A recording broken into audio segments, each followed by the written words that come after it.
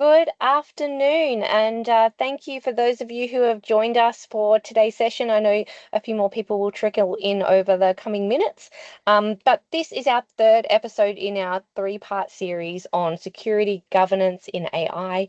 Liam has a sensational and really important topic to present on today around the ethics, the return on investment, and risk management when we are tackling the AI improvements and implementations that we all want to make in our businesses. So thanks for joining. We hope it helps. And over to you, Liam. Thanks very much, Anna. So yeah, as Anna said, we're going to be focusing on the governance side of AI implementation. So we'll be looking at frameworks for doing that, the governance building blocks, and what secure practice looks like. It's obviously a hot topic, and this is the part that the people who are watching this video know that they have to deal with before the people who want the other part can have those things. So we're in that awkward situation of being not the preventers of technology, but certainly the protectors of data environments. So as with the previous two sessions, we have these two journeys that run out from us in terms of personal productivity and business value, and both are important. This focuses almost entirely on the business side in terms of what the business needs to do, what actions it needs to take to facilitate safe AI outcomes for the business and as well as for the humans. But I saw a stat just this week that 78% of people who are using AI are bringing their own AI subscription to work, which means they're working on work content in a platform outside of that work environment. So it certainly does impact the personal journey. They just may not feel like it does. So looking at frameworks, everyone will be excited to know that there is an ISO standard, ISO 42001. It is a relatively new framework. So we use frameworks to help us when we need to develop strong solutions for things that we don't do often, or when getting it right really matters. And of course, an ISO standard is really great in that regard. So if you're in the business of preparing content and outcomes for your customers, if you're working with data of different kinds, and I think most of us are, then having this ISO accreditation could be a really significant point of difference for you in the next 12 to 18 months, being able to commit to your customer base that you've been accredited in terms of protecting the data that you're working with, which is going to be exposed to AI and producing good AI outcomes. So as always, we'll send around the slides. There's a link there to the ISO standard. The key concepts are around the AI policies and governance, typo there in my slide deck, sorry, accountability and organizational roles. What new players do you need to bring into the team? Or the reality for most of us in small business, what new hats are you about to get that you already have enough hats to stack on top of? Resource management for AI systems, impact assessments on individual and society, and this is one that's close to my heart and I think is really important for us to consider. And then AI system lifecycle processes, so design, development, and deployment. The key benefits, obviously, trust and transparency is a big one. Being able to demonstrate to people that you've done the work to be accredited and independently so. So that's really important, but it's also great to be able to demonstrate to others. Supports ethical innovation. So this is the one that I was saying is close to my heart.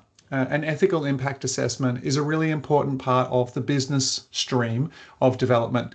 An individual choosing to use AI to improve their productivity is kind of making their own choices. So if they use AI to write an email more efficiently or to work through some data and provide a report a little bit faster, that's one stream of work improvement. But an organization changing the way data is presented to its team, to its staff, or to its customers, and potentially leading to members of that team no longer having a role or a portion of their role being changed, that's a big change to them and something that should be being thoughtfully assessed.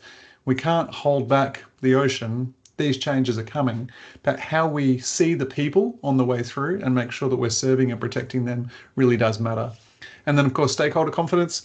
And this, is a full 360-degree piece. It's not just your board members, but it is also your staff, your customers, your vendors, those who you interact with.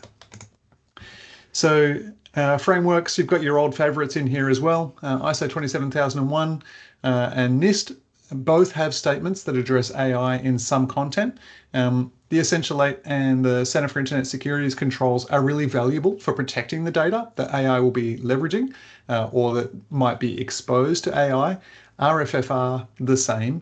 But in terms of the NIST framework, I think it does go the furthest at the moment into these details from that more traditional data set. So NIST has the AI RMF you might see kicked around, or the AI risk management framework, and it provides a comprehensive governance and risk management approach. It outlines core functions, it outlines how you can govern, map, measure, and manage your environment, and then of course key trustworthiness principles for you. So if this is an area that you're taking some big steps in, especially if you're going to be working with customer data, I'd encourage you to be thinking about, if not fully aligning to, certainly being aware of this framework and these emerging changes. It's I would be suggesting it's important that we make progress. If we wait until we solve all of these things, all of the sand will have shifted underneath our feet. The best practice recommendations will all have changed because AI is just moving too fast. So waiting until everything settles, until we've got a really clear outcome, might be necessary for some organizations, some very risk-adverse industries, but for many organizations, even those that appear risk-adverse and have been historically such, the risk of missing out on taking advantage of AI is on the other side of the scales, and they're evaluating how they handle that. So AI change and change management is another key area. I see a lot of organizations thinking that because this is technology, it is in some way different to other changes that they might make. This is an entirely human change. We're asking people to change the way they work with their data, the way they understand their role, and the way they engage with people around them. And so we need to treat the change here the same as we would treat any other change. You'll have some early adopters who want to jump in and get going right away. We're probably past early adoption now in terms of that real sharp, narrow end of the bell curve. And we're into that mid-section now where it's still early adoption, but we're getting access to that big bell curve of people who want to jump on board. Of course, we will have at the other side of that some legitimate resistors, people who want to see benefits and know that it's safe before they jump on board, and they're not going to jump on board without you explaining to them what that looks like. Some of the risks that they're thinking about might be customer data and customer impacts, but they might also be thinking about the risks to their employment, or perhaps the risks to economy or global resources.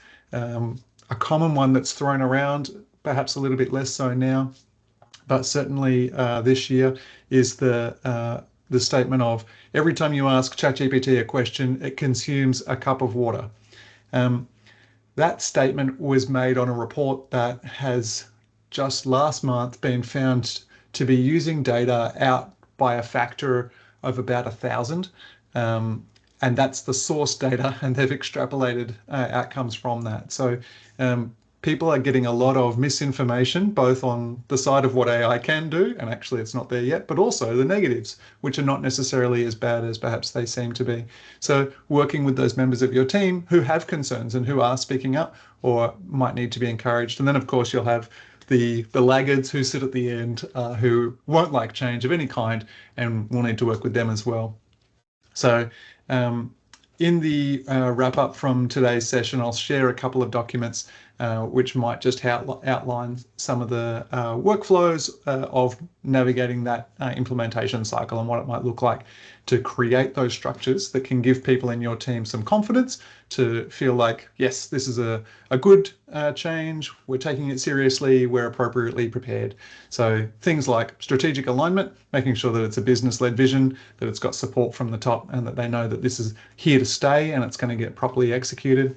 Ethics and values, choosing what your ethics and values are going to be in the context of AI. Organizationally, you will already have some values.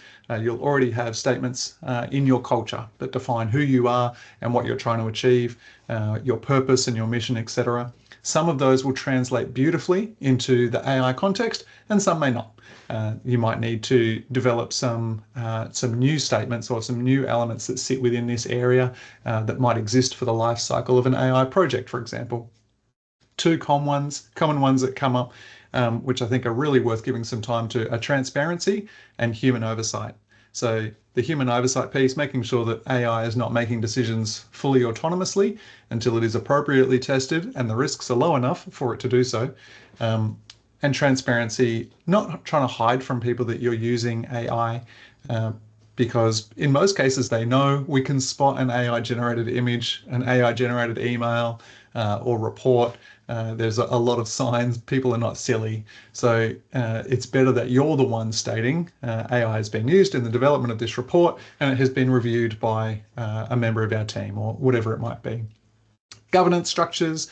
So an AI steering committee might be an excellent element for you to add in. It could be a subsidiary of an existing risk management team, or it might be more of an operational team designed to drive organizational change. And we'd encourage that team to be cross-functional. You want a wide selection of opinions coming into there, both for identifying opportunities and risks, but also leading change. The ethical impact assessment, I've spoken a little bit about already. A risk register and ongoing monitoring. Again, anything that you're implementing, you need to be able to measure the outcomes. If you can't, then you are just guessing that it's working. And that's pretty terrifying. So there are a variety of ways to do that. One of the big ones one of the ones that's taking the lead, I should say, is Microsoft's Purview product. Typically that's been locked within the Microsoft stack, but they are continuously now pushing further and further abroad, being able to monitor and detect what's happening in one of a staff member's ChatGPT session, for example, or Gemini or Perplexity through third-party integrations, and being able to get that reportability to say, here's how people are using AI, here's the content that they're using it to create, for example. Data governance, not a new one. Project lifecycle management, again, not a new one. Making sure that you're applying your traditional and normal approaches to. We're going to evaluate our ideas. We're going to do a test or a pilot. We're going to roll that out. We're going to review. We're going to make sure we communicate. We're going to make sure we continuously improve. Even though AI does some things itself, driving change is not one of them, or certainly not driving change in the way that you would want it to. So change management obviously being a really important one, and we're putting at ITD a lot of effort into the upskilling and the employee empowerment space. I have been quite impressed on one hand by the ideas and the strategies that are coming from our team members and within our own organization about the ways people are using AI to improve their day-to-day work or solve problems, which is wonderful. But at the same time, I was a bit surprised earlier this year when I thought, we've got a bunch of technical people on our team. Surely they're just diving in, and they're not. They need that same support and upskilling. They need to know it's safe and that they're going to be protected as they navigate that journey. So please don't make any assumptions about your teams in terms of what they will or won't do. This is really just a regular change. I can't emphasize that enough. So within the documents that I'm going to send around today, one of them is AI Governance Starter Guide, and that discusses things like the project lifecycle, as well as some tips on identifying what your values and ethics might be, how to form an AI steering committee. You probably already know how to form a steering committee, so it's just some tips as to how you might apply that to an AI approach. And a selection checklist for evaluating AI project suggestions. So looking at how that might come into your workflow here. You've got some ideas flowing in from the team. Hopefully they're either opportunities, things that you can do with AI that is a great advantage, or problems that you can solve, and not just FOMO from what they hear everyone else has at their place. The brainstorm and discovery space to harvest and flesh out those ideas, feeding that into your steering committee for review, and having some kind of that checklist to evaluate these are the ones that are safe or are aligned strategically, or we think we're able and capable, we're ready, and then having a review cycle. So reviewing the performance of those systems that you've put in place. Are they achieving the thing that you thought that they would, or do they need to be tweaked or potentially put away and something else might need to be tried, or are they ready to scale? And of course, some kind of an ethical dilemma review, whether that's ad hoc or structured, making sure that we're keeping people engaged with the realities and the complexities of the issues that this represents. There's also a suggested ethical impact analysis in the content that we'll send through, just so that you can have a starting place for how might you approach that and when might you approach that. You may not need to do an EIA on everything, but you will certainly want to do an EIA on a number of things. A great example that we see come up in the media is those recruitment agents, where people usually know immediately they're dealing with some kind of AI bot, and either they enjoy the sport of trying to shape the bot's outcomes or get access to data that they shouldn't, or they feel unduly pigeonholed, like, am I going to have a good opportunity here? What data has this bot been trained on? Is it just evaluating the all of the previous hires and the successful candidates? Do I look enough like those successful candidates?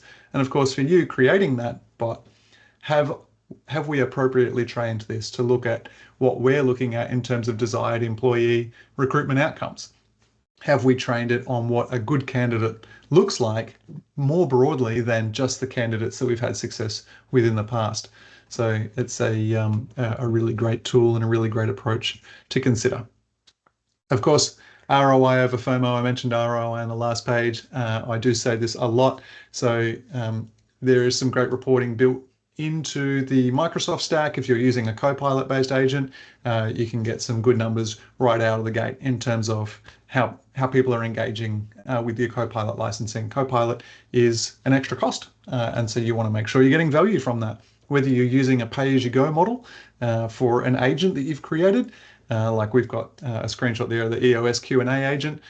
EOS is a business operations strategy that we use. And so for our team, they can jump into Teams and have a chat with that agent about meeting agenda templates or our rollout strategy or our accountability organizational charts, etc. They can get all that information without a Copilot license and just consumes on a pay-as-you-go model. So we can get reporting on how many people are using that and is usage up or down, etc. And how many people are giving the thumbs down response to say this was terrible. On the left in the background there, you've got the Copilot control system, which is more broadly people who are licensed with Copilot. Are they using it? Are we getting a return on that investment? How often are they using it? What are they using it for?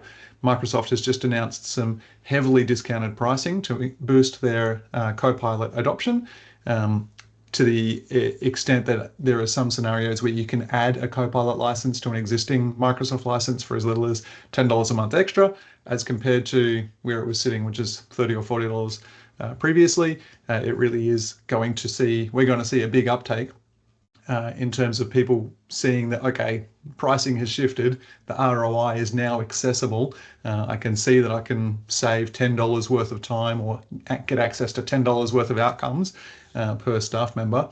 Yes, I do want to do that. But even still, you do want to know that those licenses you've rolled out are actually getting used. And then you can report back up that line to whether it's another finance committee or something of that nature, to say this investment has returned this much time engagement from our team, and these kinds of outcomes are being reported across the board, which is a really important piece. Okay, secure practice. So just swapping over to some of the controls kind of thinking. File access permissions, step one, first and easiest thing you can do is making sure that your permissions make sense. So let me paint a simple picture for you. If you're using a SharePoint environment, and someone is in the habit of, I've created this document, I need to share it with my teammates, and I'm just going to right-click share or click share from the drop-down menu at the top. And then I get a little pop-up box, and the default setting is set to share with org. So that is everyone who has an account in that Microsoft tenancy. Yep, that's fine. There's no special secrets in here, or I'm just going to pass the link to my team. So share with org is fine. Or perhaps someone doesn't even think about the fact that that's the option they're seeing. They hit copy link and they put it in Teams or they send it around. Now, In a previous world, only people who have that link are really seeing that content. Someone who's interested in hunting might navigate through to it, but it would be a little bit tricky perhaps for them to do so. An AI agent is enumerating all access that you have all the time and consuming all data that you have access to all the time. So if you've got a lot of sharewithorg links that are kicking around, and especially if someone's done that accidentally or carelessly with perhaps a finance report, that data is going to be visible to an agent, especially a Copilot agent. So this is the first thing that you can review, is to make sure that sharewithorg is not the default option, and you might even want to have that removed completely. So it's not an option at all. Instead, people would have to choose the teams that they want to share with specifically, or individuals, for example. You want to look at, and of course, that should be role-based, and we can help with reporting around that, or something you can tackle directly. Step 2, we want to look at monitoring. What tools are people using, especially in the shadow AI space? So I mentioned earlier that statistic around 78% of people BYOing tools. If you have no idea that they're using those tools or what kind of data they're uploading into those tools, you can't respond with training or guidance or controls to prevent. You're in this world of hoping that it's fine. So we would always encourage some monitoring. Excellent approaches to this would include a web filter or a web-based monitor that logs all traffic. You might then choose to turn on blocking and say, okay, well, now that we've found people are using Claude, we don't want them to do that. It doesn't suit with our AI guidelines as an organization. We're going to block Claude. Now, does that stop someone from doing that at home or on their phone or something else? Nope. They can still get access to those things, and they might still choose to do some work on a non-work device, but your other tools and systems would be protecting your company data at that point in terms of what you allow outside of the organization, and hopefully your policies that person has read and accepted as well. So we recommend Defense X in this space, and it's the tool that we implement directly. It does do that monitoring. It is capable of blocking. It is also capable of providing some AI-based controls. So for example, when someone goes to Gemini or ChatGPT, it will require them to tick the box that says, don't use my data for training. And then they can log in and go ahead and start using the tool. It can also monitor and report on PII that's being put into those tools and either raise an alarm, block the user, or just create a report. So there's some good pieces there. The other big tool in this space is Purview, which I mentioned earlier. Purview is an important piece. So I focused here on the monitoring side of web-based activity. Let's also think about the monitoring side of what's happening in Copilot directly in your environment, and what people are doing with files and content that's being created. Maybe they've created some content, they put it into a Word document as a report, and they've not thought about, should this be restricted? Have I created something here which is overly sensitive because of the kinds of data that's been harvested and brought into this document or this report? So looking at tools like, again, Purview to apply sensitivity labels, classification labels, and to use DLP, data loss prevention, to stop those documents from leaving the organization.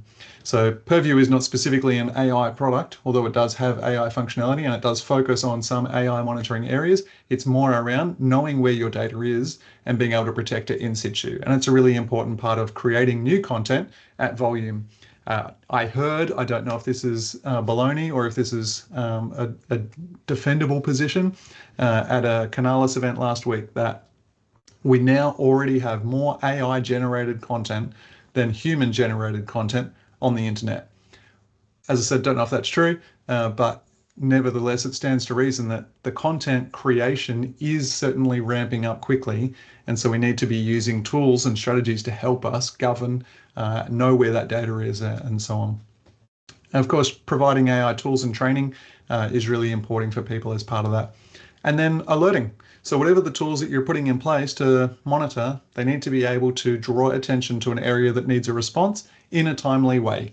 So whether that's links that are sharing files outside of your organization, people who are uploading PII into AI platforms, people who are sharing sensitive documents outside of your organization, you need to be able to do something about that. And again, on this data journey, which is the AI journey, we want to be prepared for and responding to that really effectively. So, pardon me, On this slide here, that's a picture of that link sharing piece that I was mentioning earlier. So you can see there that first option is people in the virtual IT department. So if I tick that, that's going to become accessible to everyone else's Copilot agent. We would recommend people you choose and setting an expiry date on everything. We would also recommend using the Purview platform, and you can see there 2 more screenshots from Purview just showing some example data of how sensitive is the data, what platforms is it going into, what are people discussing with the Copilot or other agents, is there a risk of insider threat based on what's happening, what platforms are people using. You can see on the bottom left there, Grok is the platform that gets the most usage in our organization in the report window there, followed by ChatGPT, then Copilot, then Gemini, then Perplexity. And you can see some other interesting data there as well. There is plenty of information available to you right inside your Microsoft stack or inside of other platforms, as I mentioned earlier, like DefenseX. So as we come to a close, I will kick back to Anna in just a second, just if there are any questions. I want to highlight that next year we've got our Gin AI, not Gen AI. It is a wonderful play on words that Anna is attributed to. We'll be hosting a Gin AI event in Melbourne next year. If that's something you're interested in, register your interest. We've had a lot of positive feedback about doing this Copilot mini-series. So maybe I can get just a quick show of hands by thumbs up or whatever works for you. If you think that it would be valuable to keep doing something around AI, perhaps monthly, where people can jump online, ask questions, share use cases, share stories. If that's something you'd be interested in, love to provide that if that's going to serve the community. Yes. All right, Anna, back to you if there are any Q&As. Awesome. I can see that Malcolm is typing a question. While he does that, I have a question. A lot of people who we speak to are really overwhelmed by the notion of implementing AI, yet alone implementing the governance and controls around that orbit that. What would be, I guess, the bare minimum to manage the risk that you would say for an organization that's looking to really mature and get started, but at the beginning of their journey, as we all are in many ways. But what's the bare minimum? Because it's great Purview, but Purview is an endless well of investment and opportunity. So I guess I would love to hear your perspective and bring some clarity to that. Yeah, sure. Yes, you can take a bare minimum approach. However, this is an evolutionary journey. So whatever your first step is, take that first step, and that's great. And the first step that we would advise is permissions. It is something that we're all already reasonably familiar with, the concept of access and restrictions and so on. What many of us have lost sight of is what SharePoint has done quite intentionally to data security by allowing the individual to drive their own sharing. Well, if I'm allowed access, I'm allowed to choose who I give access to. That's not really true. And yet that is the world we live in. So making sure that your SharePoint permissions align with your expectations organizationally and that those data structures match your role access. That would be the first thing I would do. Some great things that you can do in that space are get a report run on your SharePoint sharing. We review ours 6 monthly just to see if it's drifting and see if people are doing things that we didn't imagine was possible. And closing off the options that don't suit your organization. So going back to that link settings option, just take away the options that you don't want people to have. So you can see missing from ours is share with everyone. It's not an option at the virtual IT department to share a document with everyone. So we just don't want to bear that risk. And that's, again, something that you can do centrally, which has a far-reaching impact and will rapidly bring down the surface that's exposed to AI. Take that first step. The very next step, or the step in conjunction with that, is start to get clarity around describability around where is your valuable data and how would you identify what sensitive data looks like. If you can't describe it, it's going to be impossible to realistically protect it and leverage it. You can protect it by locking it all away, but if you want to start to leverage that data, we need to be able to protect it with more advanced technologies than permissions alone. Malcolm's question was around ISO 27001 and 42001. So great question. It's a good idea to do them both together. 27001 is a very far-reaching standard, ISO standard. It covers so many things, and if you were going to do 27001, it's quite easy to wrap some other policy standards into there. If you've already done 27,000, for example, it's reasonably easy to tackle 9,000, which is the quality standard. Vice versa, if you've done 9,000, culturally you're ready to tackle 27, but the education mountain is significant because it's all about a new set of language and the protections around that. So 42,000, the AI standard, is a bit more of a subset. You're already doing data protection through 27,000. And so now we're talking about how do we put the human in the middle? How do we human oversight? How do we do ethics? And instead of just having like a management team, we need to have a team who can manage AI. And an AI lifecycle. That doesn't mean they need to be specialists. They just need to be aware of the key measurement points. I would certainly, if you're doing 27,001 or doing it in the next 12 months, it would be a reasonably achievable piece to wrap 42 in there as long as you've got a partner. Happy to make a recommendation in that space. We've been watching a partner in this arena. They've taken quite a few organisations through. They were the first of their kind in the country, and so they're getting a bit of a head start and have a good story to tell already. Awesome. Thank you, Liam. Look, we've hit our half an hour mark, which we always try to keep. Thank you, everyone, for making time at such a busy time of year. We hope you have the most wonderful Christmas, and we've got some really amazing stuff planned in this space just to continue having the conversation and moving everyone forward. So we'll make sure we communicate that. We will get this recording and resources out to you by the end of the week. So look for that in your inbox, and take care. We look forward to seeing you next year. Thanks, everyone. Have a great Christmas and New Year's.